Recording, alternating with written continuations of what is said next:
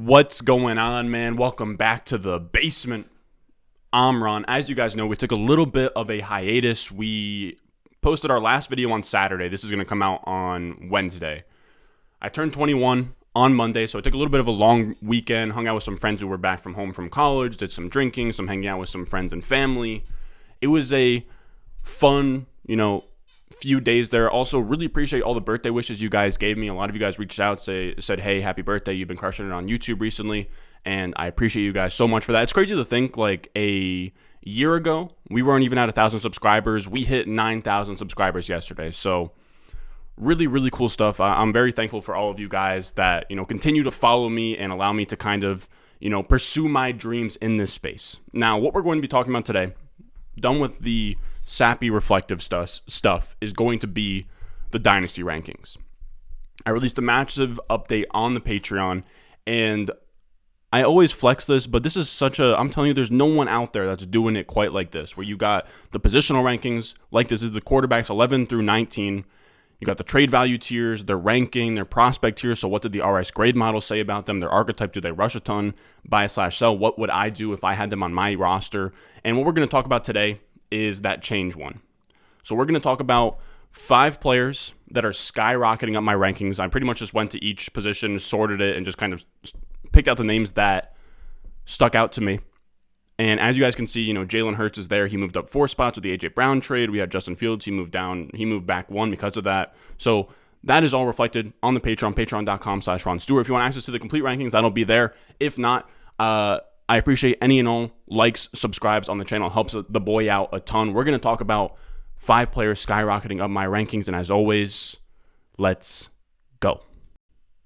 Thirsty, trying to choose. I know I'm pretty cool. My nitty bag. And the first guy we're going to talk about is actually the one that we mentioned in the intro, and it's Jalen Hurts. And he was my 308 as my quarterback 15, and he's now my 209 as my quarterback 11. So he goes up 4 quarterback spots and about a whole round in startup draft positioning. And I really just want to talk about what Jalen Hurts is. Not even so much that I'm coming around on Jalen Hurts, it is, but it's also this Eagles offense as a whole. And I'm going to sound like a broken record by the end of this offseason, because I think this is going to be something that I will be talking about a ton, because I'm going to be betting very heavily on this Eagles offense. I'm already on Underdog playing best ball, doing best ball mania drafts, and I'm already taking, if you're going to give me A.J. Brown and redraft at like the 2-3 turn, I'll take that all day. I do not care about like the projected low ceiling of the passing volume.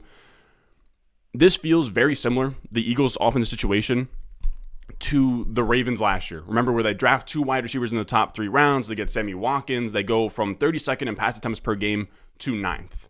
Now, I know part of it was Dobbins goes down, Gus Edwards goes down, their back's kind of against the wall, but I would, kind of argue there is that the Eagles' running back room isn't amazing. They have Miles Sanders, Kenneth Gainwell, Boston Scott. That isn't the same level of rush attack of a Lamar Jackson and J.K. Dobbins. It's also not the same rush attack of like a Derrick Henry on the Titans. We also had the NFL draft. They could have drafted a Breece Hall. They could have drafted a Kenneth Walker if they wanted to, pound the rock and establish the run. They didn't address the running back position until after the draft, where they signed undrafted free agent Kennedy Brooks out of Oklahoma. But they turned around and they spent their 18th overall pick and a 3rd rounder on A.J. Brown. It just doesn't seem to me like this is a front office that wants to come into the season and rely on the run, unlike a Tennessee or unlike a Ravens team a few years ago.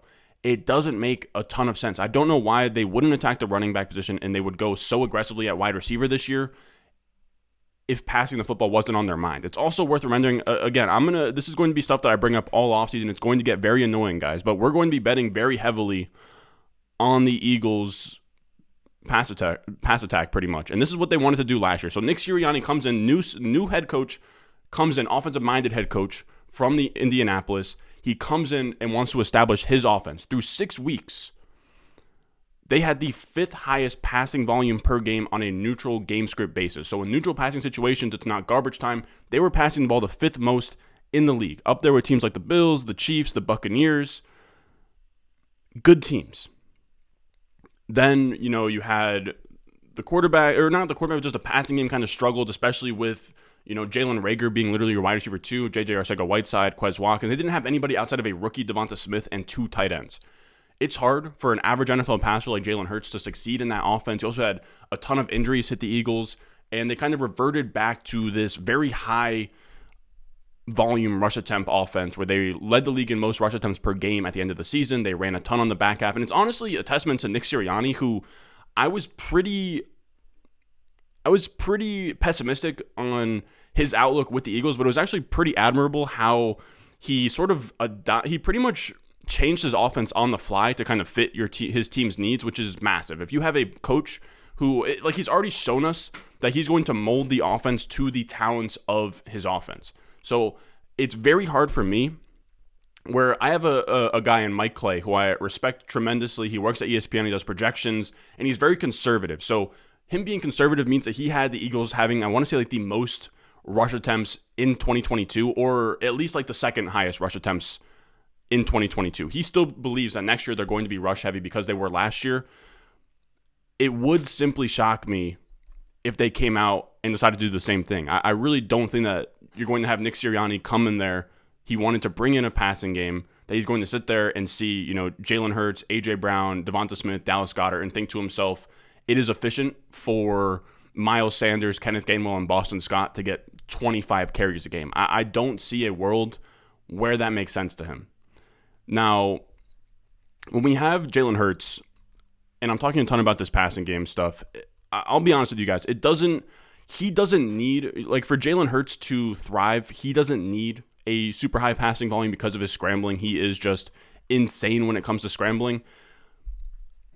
But when you have, A.J. Brown, Dallas Goedert, Devonta Smith, I would say that that's like a top 3 weapons trio in the league. It gives the offense itself of like scoring touchdowns and putting up a ton of yards a massive ceiling if they were to pass the ball more.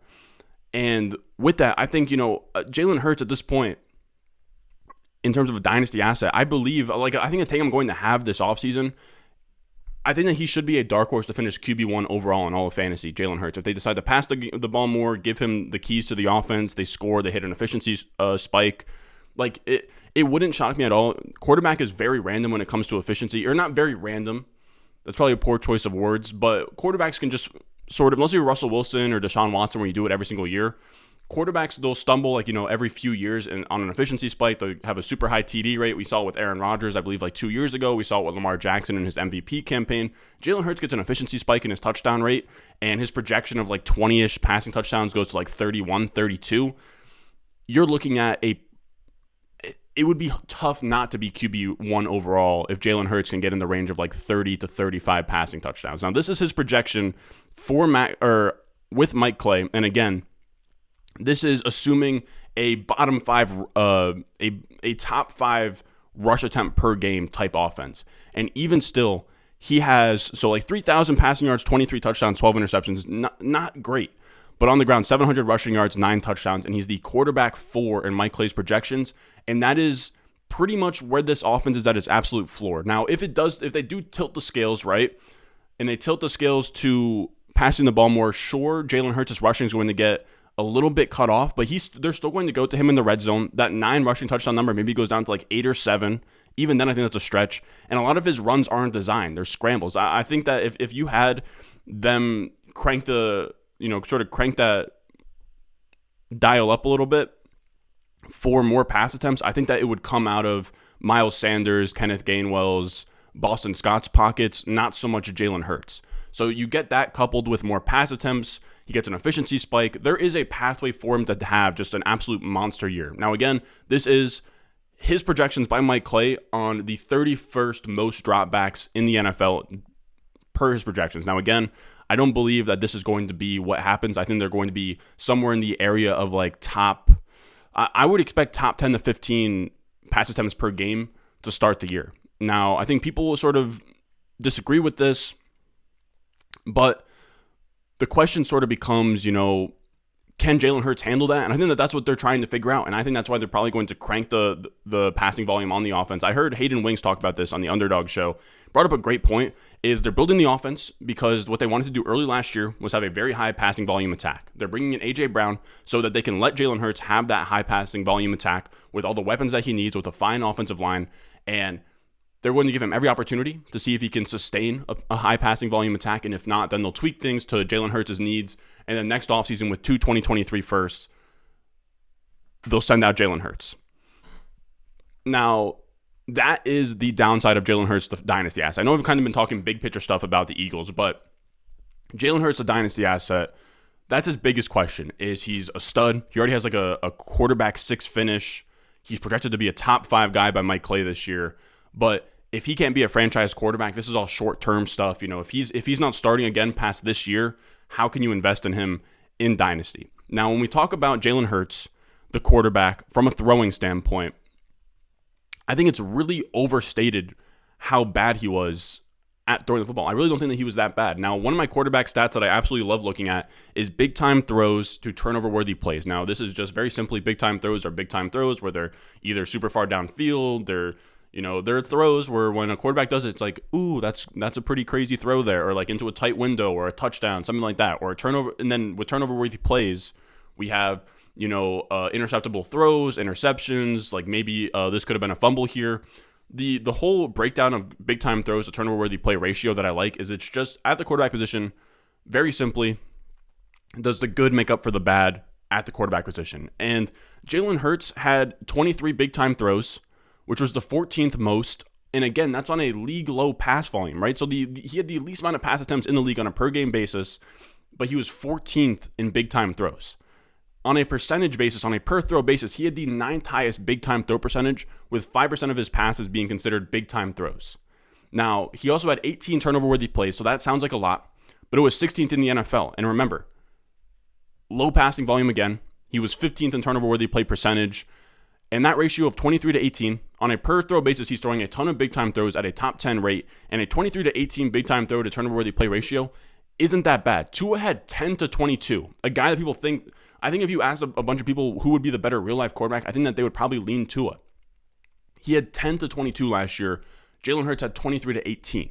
Other quarterbacks that were in that range last year was Mahomes, who had 23 to 22, so that he had a better ratio than Mahomes. Lamar Jackson had 19 to 18. He had a better ratio than Lamar Jackson, who's kind of like the mold that we want Jalen Hurts to fit into, of one of those quarterbacks who you just need him to be a league average thrower of the football, because you just want him to be, he needs to be a league average thrower of the football because of what he brings as a dynamic threat to your offense. Now, when we go a little bit further than that, Jalen Hurts' year 3 comps in my model are also really strong. I really don't know what else to say besides I think that the idea that he can't pass the ball or that he can't be a long-term starter in the NFL, I think it's overstated. His year 3 comps look great. Now, what I end up doing here is I pretty much sort by their prospect tier. So Jalen Hurts was a gold. I include elite and silver in his comps, and I pretty much found who had the most similar stats to his rookie year from a passing grade, adjusted yards per attempt, and points per game standpoint. And then from that bucket, who had the most similar year 3. And this is what it spits out. Cam Newton, Josh Allen, Dak Prescott, Robert Griffin, Kyler Murray, Marcus Mariota. And I have passing stats on here. These are, besides point per game, these are all passing stats. PFF passing grade in year 2. He has a 73.4, which is second among this entire list. In terms of year 2 PFF pass grade, he is only behind Kyler Murray in a list of Josh Allen, Dak Prescott, Robert Griffin, Kyler Murray. Or no, he's behind Kyler Murray. But Dak Prescott, Josh Allen, 2 guys who are considered very good throwers of the football. You also look at adjusted yards per attempt. He's third in adjusted yards per attempt, or tied for third adjusted yards per attempt with a 7.1. He's tied with Kyler Murray for adjusted yards per attempt in year 2. I think it's a stretch to say that he is not, or no, he's tied for 4th in adjusted yards per attempt. You have Cam Newton up there and you have Marcus Mariota up there, but he's in lockstep with Mariota. He has higher than Josh Allen, than Dak Prescott, than Robert Griffin, who was really good in his day. He was also second in points per game with 21.4 last year. 2 of these stats being passing stats. He's among the top dogs in every single one of those stats in this list.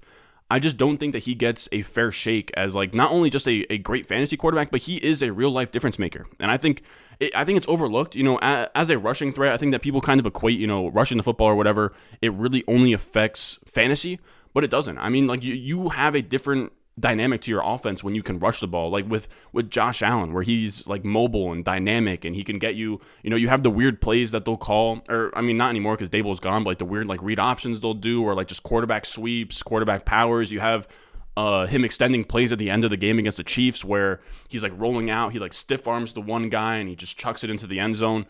You open yourself up. You're opening yourself up to a complete like different style of offense that a defense has to prepare for. You also create efficiency for your running backs where now, because you can extend plays and run the ball, it freezes up the linebackers. You know, a lot of your inside handoffs look like read options, so you always have like one guy that's kind of frozen there. You can extend plays. When you're throwing the ball, you can sort of have to cause either a D lineman to stand up and spy, or like a linebacker to spy. There's a lot of different things. You can also move the chains with the scramble. He's also a guy like Jalen Hurts, who's like so big, like a Josh Allen. In the red zone, it's an absolute nightmare. That's why he's projected for 9 rushing touchdowns from a conservative projector. It's wild. You can run your offense in a different way than a lot of people can, and you're providing like expected points added on your rushes. Now, again, this guy is a monster for 2022.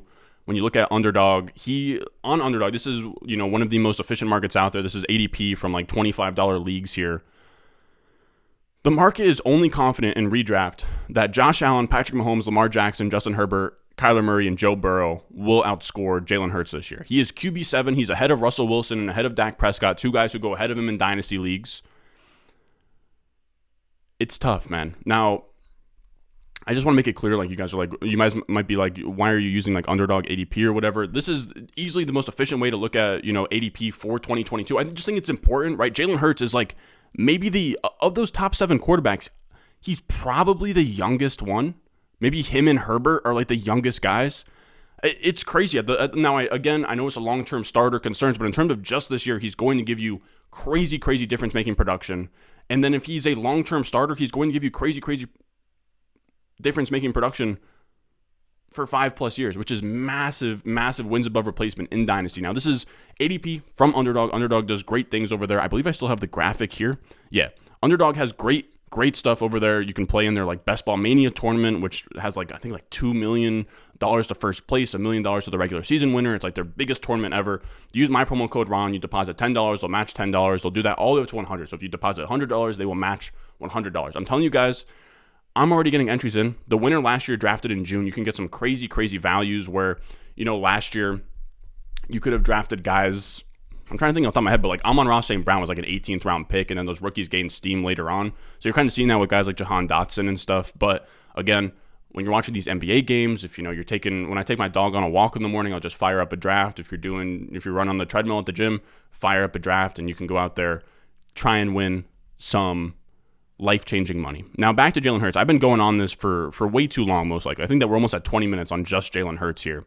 But to be clear, where I'm at with Jalen Hurts is I think that it's overstated his questionable outlook as a long-term starter. He gives you so much. He gives you such an advantage right now. And I personally have him in Dynasty. I have him in the same tier as a Dak Prescott, Russell Wilson, Trey Lance. You know, give me him over, like, I don't see the appeal of taking like an Aaron Rodgers or Matthew Stafford over Jalen Hurts. Both of those guys are low-end QB1s, statues. They could only start for the next 1 or 2 years. Give me Jalen Hurts over Justin Fields and Trevor Lawrence, who have only played like Jalen Hurts. The other thing is too, he started like 18 games so far. He's literally only started 18 games. He has only started five more games than Justin Fields or Trevor Lawrence, and he looks way better than those guys, even just as real life quarterbacks, never mind fantasy quarterbacks. So I don't know. I think Jalen Hurts just got an unfair shake at it, at being a long-term quarterback. He has AJ Brown now. I'm pretty much all in. I recently traded for him. I believe I gave up the 102 in Marcus Mariota for Jalen Hurts in a league. But we'll finally talk about something else. But he's actually going to be on the same team. We're going to talk about Kenneth Gainwell, who was my 15-12 as my RB51 and is now my 1209 as my RB39. And this is just because I want to piggyback a little bit on Jalen Hurts here. But again, I'm going to be very high on the Eagles this year. Now, this was a team I was expecting to add an Isaiah Spiller, a Breece Hall early, a Kenneth Walker, but they decided not to, which means Miles Sanders, who has missed 5 games last season and 4 the season before that, if he goes down at any point, Kenneth Gainwell is competing with Boston Scott and undrafted free agent Kennedy Brooks for carries. I like that bet. Now, on top of that, you have them adding A.J. Brown. So now this is an offense that can have some upside as like a top 10 scoring type offense is what I've been talking about. And when you have a situation like that with A.J. Brown and a lot of opportunity for efficiency to spike, you want to have running backs in those ambiguous, committee type backfields where, Miles Sanders is never going to be a 20 carry bell cow type guy. There were numerous points last year where like Jordan Howard and Boston Scott were both startable. I like Kenneth Gainwell to not only have like handcuff appeal, but to kind of have some standalone value as a change of pace, like space back in this offense. I also loved him coming out. He was one of those rare guys like Isaiah Spiller that was a day 3 running back, but was also a silver prospect in the RS grading system. So he grades out as silver, which means that you have a 25% chance at an RB1 season. And these are the guys that are in that area. You have Isaiah Spiller, who I highlighted for that video, but you also have Kenneth Gainwell in there next to like Jordan Howard, Antonio Pittman, Lamar Miller.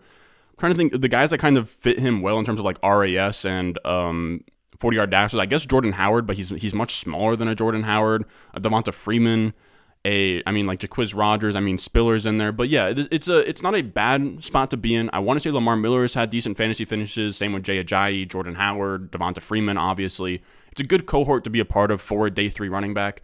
Gainwell again was a really, really solid running back prospect last year, despite day 3 draft capital. So I like him. I moved him RB39 to RB51 to RB39. I think that he is very interesting because the Eagles didn't add anybody to that backfield in the NFL draft.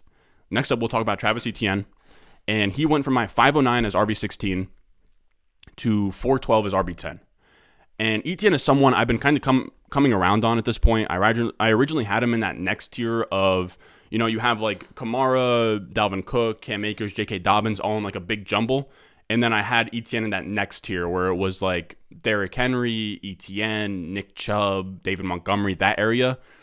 Now I kind of just don't really see a big difference between him and like the Dobbins and Akers types where they're also young running backs coming off injuries, but they're going into year 3, whereas Etienne's going into year 2.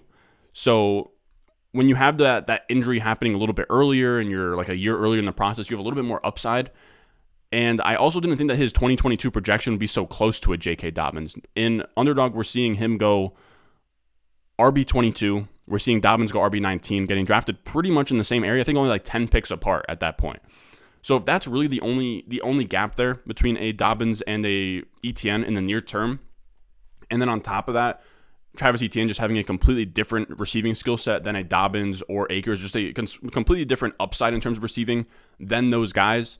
I like him to be in the same tier as those guys. He's also going to have every opportunity to show that he is that guy early on. You have James Robinson, who probably needs to get up to speed over the first few weeks with his Achilles injuries. The Jaguars only added Snoop Connor to the backfield, so it's pretty much Etienne's job to lose early on. Now, the biggest issue with Etienne that pretty much sends me into a whirlwind as a numbers nerd that wants comps for everything and wants to see everything through, there is no first round running back that looked like Etienne that just didn't play a single snap. You have guys who played like a couple games here and there, or guys who looked bad to the point where it looked like they didn't play any games. But I think it's unkind to count Etienne 0 as like a Sony Michel type 0 or like a Melvin Gordon type 0 where they just didn't play well on the field, where it's not that Etienne didn't play well, it's just that he didn't play at all, which we don't really have a big sample for those guys.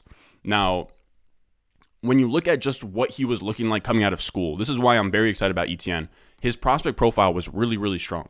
My model gave him a 9.73 out of 10, which is really, really strong. He is in the upper part of elite tier of running backs. I want to say Breece Hall out of 10 was only in the, I'm trying to think. I think that he was only in like the 8.2 range, 8.9 range, somewhere there. He didn't crack 9. So Etienne, the model liked Etienne more than Breece Hall at this point. Now, the only running backs to be in that 9.5 to 9.99 area, right, where Etienne's 9.73, so he's right between 9.5 and 9.99, you have Derrick Henry, Melvin Gordon, Trent Richardson, Joe Mixon, Adrian Peterson. All of those guys have top 12 seasons at this point. And this is also what the model spits out as his comps here. You have Melvin Gordon, Todd Gurley, Sony Michel, and Marshawn Lynch. Sure, he could be Sony Michel. I think that's probably his most likely path here, but he has upside for a lot more in the area of, I think, Melvin Gordon. I think Marshawn Lynch kind of makes some sense as just guys that he could eventually be. And like I said, it's not that I'm moving him like ahead of like Dobbins and Akers, like definitively. He's just now in that tier for me. I moved him up from the tier behind that running back group to that tier. So he is now in that area of like Eckler, Mixon, Etienne, Dalvin Cook, Kamara, Akers, Dobbins. He's now in the mix there, whereas I used to not really think that he belonged in there. Now, the next guy that's going to be skyrocketing up my dynasty rankings. This video is already going on way too long, but I don't care. This is one take, a little bit rusty, getting some things off my chest. But now we'll talk about Ceedee Lamb. And you guys are probably going to really appreciate this because I've gotten a lot of, not hate, but just like pushback on a lot of my Ceedee Lamb pessimism. I think I was being way too harsh on Ceedee Lamb. After some thinking and doing some research, I had him at the 402 as the wide receiver 14, which I think is probably egregious looking back. I now have him as the 301, as my 301 as the wide receiver 6. Now, just to be clear, I don't know why I didn't make this clear earlier, but this is like Dynasty Superflex Tight End Premium. I have him at the 301. I still have him as a sell in the rankings. I have him as a soft sell because he goes at like wide receiver 3 in the early to mid second of a lot of startups. I saw him go in my most recent startup at the 201. So I still have him as a sell because if you can go from like Ceedee to T. Higgins and get like a plus on top, if you can do like Ceedee Lamb and a 2023 second for T. Higgins and a 2023 first, I would be doing that all day long.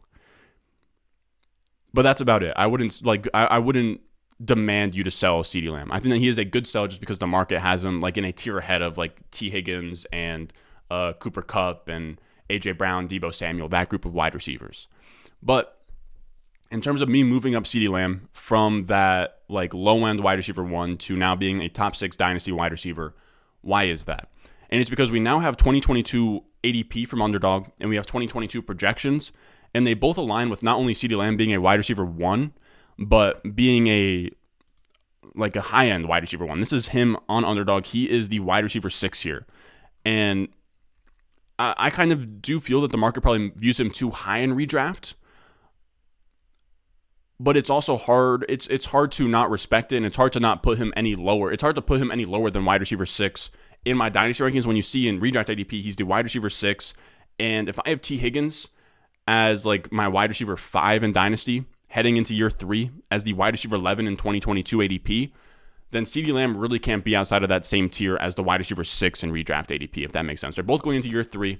They're both the same age. Ceedee Lamb was actually a better prospect. T. Higgins, I think, has been better this far. Not by a ton, but I think that he has been better thus far.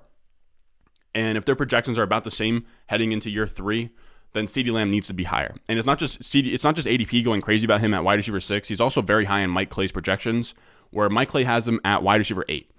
And that's a little bit of a ding there, right? See, he's right next to T. Higgins. Like, again, I think that my overarching point is I'm very high in T. Higgins. I actually have him as my wide receiver 5 in Dynasty.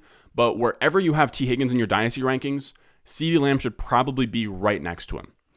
And when you look at Mike Clay, who does, again, very conservative projections, he does not make any like hard stands. He is just trying to get it as accurate as possible. He's trying to be as conservative as possible. And it's pretty wild here because Ceedee Lamb is the wide receiver 8. But one of his biggest knocks from me is that he doesn't have a high target share.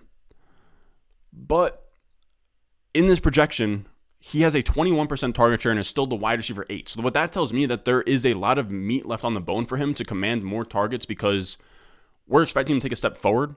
21% target share is what he was about at last year. If he takes that true like year 3 step, like we saw with the Deebo last year, like we saw with Marquise Brown, like we saw with Calvin Ridley a few years ago, if he can take a step up from 21% and get into that like 23, 24, 25, 26% target share range, he's now in the top 5 conversation in that offense catching passes from Dak Prescott. Now, again, I knock him for having a 20.7 target share last year, 20.7% target share last year, but there is signal that he could increase that because on a per route basis, he was commanding a target on 24.7% of routes, which when your target share is lagging behind your per route target share, that means that if you can get more routes, you're looking better in terms of target share. Because I think we're going to get into this in a second with our next player, but routes are given, targets are earned. Ceedee Lamb was only on the field for 80% of the routes last year. I think now with Amari gone, he should probably be more of a 95% plus route participation type guy, which I think in that case, you should probably view him more as like a 23 to 24% target share guy than a 21%, which then puts him in that area of top 5 wide receiver, not only in Dynasty, but in redraft. And here are his year 3 comps, which also kind of, put me on to putting Ceedee Lamb up higher. These are very strong. He has Julio Jones, Des Bryant, Calvin Ridley. Again, we had Ridley, I think Debo. Ridley and Debo are two of the more clear like year 3 breakouts we've seen in the past. Ceedee Lamb seems like he is headed for a pretty big year 3 breakout. I think it's in his range of outcomes to have like a top 5 finish this year. But again, through 2 years, these are based on his prospect tier, points per game, and target share through year 1. And then I filtered it down to who had similar year 1s and then also had similar year 2s. And that is in the range of Calvin Ridley, Des Bryant, where you even have guys like Deebo Samuel, who last year had, I want to say, almost a 30% target share for a certain stretch of time. He was only at an 18% target share in year 2. You had Des Bryant at a 20% in year 2. Julio at a 21% in year 2, who has had a massive target share later on in his career. So Ceedee Lamb, the hope for Ceedee Lamb to ever be a 25% plus target share guy, that is not out of the picture. He probably needs to be in that 24% range this year, though, for him to have like a monster, like 28% target share year at any point in time. But again, I think I was being too hard on him. His targets on a per route basis are encouraging. He now has the year 3 step in front of him, or year 3 step up in front of him. A lot of good stuff to sort of be optimistic about Ceedee Lamb in the future. I will be pretty high on him in redraft. I think he has a great ceiling. Now, our last player we're going to talk about, Gabriel Davis, one of the most polarizing guys in Dynasty. I have a guy in my Discord, Hoagie, like 77. He is a huge Gabriel Davis guy. He actually had a thread on him that was actually really, really solid. And he has pretty much been begging me to move up Gabriel Davis, and he tells me to move up Gabriel Davis 20 spots, and I'm like, I'll move him up like 8 to 10. And I keep inching him up further because we'll get into it in a second, but I keep on inching him up where I had him last Dynasty Rankings update. I had him at the 12. 12 is the wide receiver 62. Now I have him at the 909 as the wide receiver 45. And again, I used to be a very strong proponent of the Gabriel Davis fade, type wave we're seeing.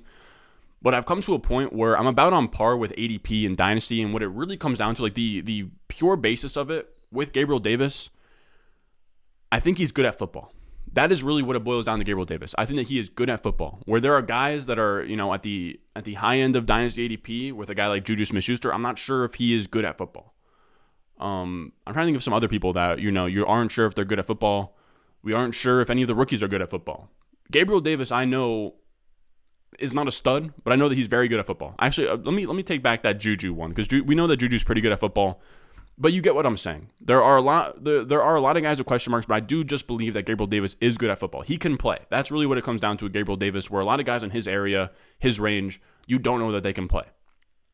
And we all know that, the Chiefs game was wild, but it is worth mentioning. 8 catches for 201 yards and 4 touchdowns in a playoff game, a loser goes home playoff game in the divisional round. It's just wild. 8 for 201 and 4 in a playoff game is just absolutely insane. Opposite of like a Stephon Diggs. And he was the guy. Now, the biggest drawback that a lot of, nerds like me have on Gabriel Davis is his target share was only 10%. And it's really, really tough to get past, but I think there's a little bit of context people really aren't understanding, and it's that he was behind Manuel Sanders and Cole Beasley through the first 13 weeks. So as you guys can see, the red line divides week like 13 to week 14 and on. And both players, in Emmanuel Sanders, Cole Beasley, were good players in their own right. You had Cole Beasley, who had been with the team for a while. He had his very refined role in the slot. You had Emmanuel Sanders, who was actually really good through like the first 5 to 8 weeks in fantasy. He wasn't just some slouch. He has played well. Emmanuel Sanders has played well wherever he's been the last couple of years. Now, the minute Sanders goes down, it opens an opportunity for Gabe Davis. And as you guys can see, his target or his snap share and his routes immediately skyrockets up. He immediately goes from 9 routes, 8 routes in week 13 to 43 to 32, 27, 42, 12, 32. He begins running routes on a pretty much a starter basis. He's playing 80% plus of the snaps. And a lot of these are in playoff games too, or 2 of them were in playoff games as well, where they're using Gabriel Davis a ton. And the key thing here is that I think that citing Gabriel Davis's target share is sort of in bad faith because, again, we want to look at target rate. On a per route basis, was he commanding targets? What I care about most for a wide receiver is, can he command targets? What this tells to me on the screen is that he commands targets 22.2% of his routes. We just talked about Ceedee Lamb, who did on 24.7% of routes, and we think Ceedee Lamb is a top 6 dynasty wide receiver. Gabriel Davis was doing it on 22.2% of his routes, but had a 10.9% target share. Now, again, if that target share lies behind the target per route run, we believe that that target share should go up if given the routes. Now, the key distinction here is how can you expect him to have a 20% target share, 18% target share on only 50% of the routes? It's not like he's a first-round pick like Ceedee Lamb. He's a day 3 guy who is going into his second year. It's hard for a competing team like the Bills to just allow him to be the wide receiver 2 right off the bat in all formations and all situations, right? So I think the key distinction here is that targets are earned, routes are given for the most part. So on a per route basis, Gabriel Davis was dominating. 22.2% of a target on all of his routes is really strong. Now, when we look at Mike Clay, again, we're going to circle back to him. This is what he has projected for Gabriel Davis in 2022, and he's going to be all the way on the bottom. He has him penciled in for an 18% target share, so a pretty big increase from that 10% number, with 63 catches, 918 yards, and 9 touchdowns. As pretty much a touchdown-dependent wide receiver 3, heading into year 3 on a high-volume offense with Josh Allen at quarterback. I think that's fair. Wide receiver 29 is what he has him coming in at. That is probably fair. So I don't think that he's going to be this mega producer. I'm not expecting him to, overtake Stephon Diggs or be anything crazy. But I think I was underselling him where I usually would have. I think that, you look at that 10% target share and you're like, he's never even going to be a difference maker in fantasy. This year, make no mistake, he will be a wide receiver 3 in fantasy. It just depends how much more he can be than that in the future. Now, Gabriel Davis in redraft is kind of ridiculous. His wide receiver price tag is like wide receiver 26 or like wide receiver 25. In Dynasty, though, he's in the wide receiver 40-ish range, and you're getting somebody who's penciled in going into year 3 as the wide receiver 29 in redraft projections that you can get in the wide receiver 40-ish type range in Dynasty, and he's young. I think that's a fine bet to make. At his price in Dynasty, that's a fine bet to make. I no longer am on the sell Gabriel Davis train. I'm not buying him either. But at his ADP of around the 9th round is the wide receiver 40-ish or something, that's fine to me. So I just want to come out on the record. I moved up Gabriel Davis 3 rounds, and he is now no longer a sell or a buy for me. He's just somebody that at his ADP, I am fine with. I'm going to have him on a couple. If I have a Josh Allen underdog team, I will be stacking, Gabriel Davis, Diggs, however many people I can get on that passing offense to Josh Allen. Now that's going to do it for us today, fellas. Just want to say one more time. If you're out there, you haven't played on Underdog yet, we will do an Underdog stream probably on Sunday. If you haven't hopped on Underdog yet, they have Best Ball Mania. They have pick'ems for the NBA contests. They have a bunch of really cool stuff. So if you hop on there, use promo code RON when you first time deposit. Use my promo code RON, and they will match your deposit up to $100. So you deposit 10, they'll match 10, 25, they'll match 25. I'm telling you guys, you want to hop on those Best Ball Mania drafts early. I think I'm already 15 to 20 deep, going to be max filling that eventually, but that's going to do it for us today, fellas. Again, appreciate all the birthday wishes. Had a great time this past weekend. We're going to get back to grinding. We should have videos. I believe we'll have a video out tonight, live stream tomorrow, video Friday, live stream Saturday, video Sunday, and then next week probably back to pretty much what we're usually at of 6 to 7 videos. So with that being said, I love you guys, and as always, if you enjoyed the video, make sure you go down below, subscribe, leave a like, and I will see you guys in the next one. I got the juice, I got the juice. Channel, Chatham's on. Foolies glad I'm home. Even my haters kinda glad I'm on. Rest in peace to my vagabond. Rapper, song, singer, suspended, subpoena from Mr. Me.